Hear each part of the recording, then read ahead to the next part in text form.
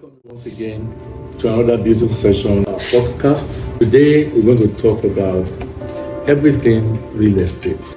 Real estate is beyond just buying land and building, selling land and building. It's us to understand real estate is a wealth creation. We have to see it that way. We want to see real estate as a value preservation method. And they want to see real estate as a community development, a total ecosystem. Today, I want you to see real estate not just as land and buy, but as living tree whose roots determine its fruit. So, the tree but few understand what the totality of what that tree is. We're talking about the roots, we're talking about the stem, we're talking about the branches, and of course the fruit.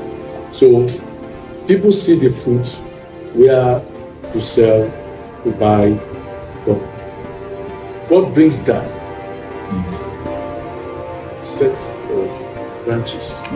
The branches are what we can classify as residential assets, commercial assets, industrial assets, agricultural assets, and infrastructural assets.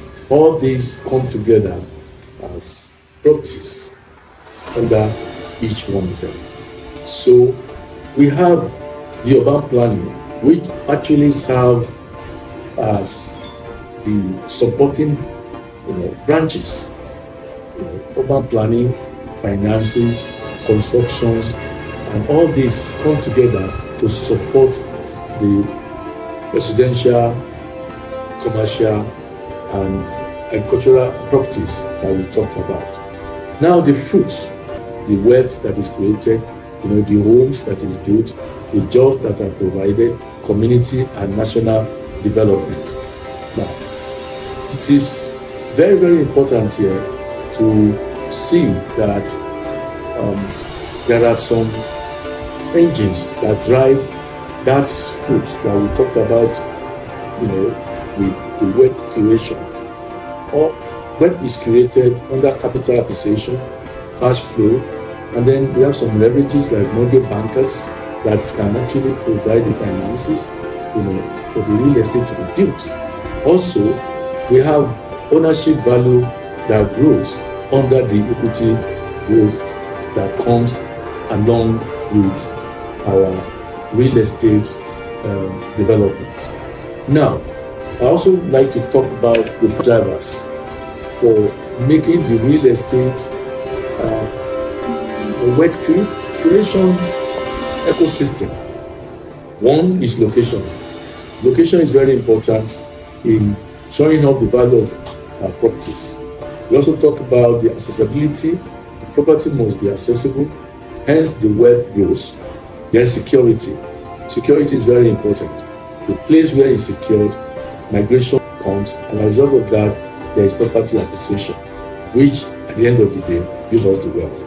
There is to see real estate not just value that follow these drivers we talked about. We must see it not as a luck-driven business. No, it is not by law. We have to be with proper due diligence that we can grow this business. Now, success is mostly unseen. Why?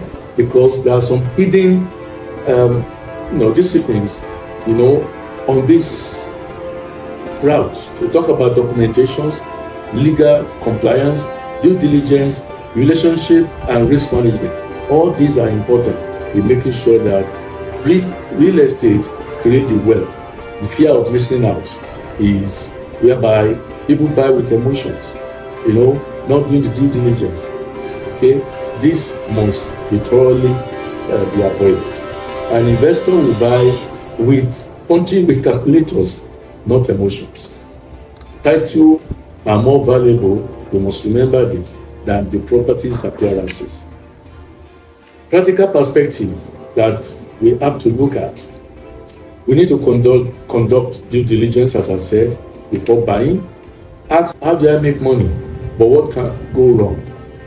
Ask what the ROI this will give me, not the beauty of the property.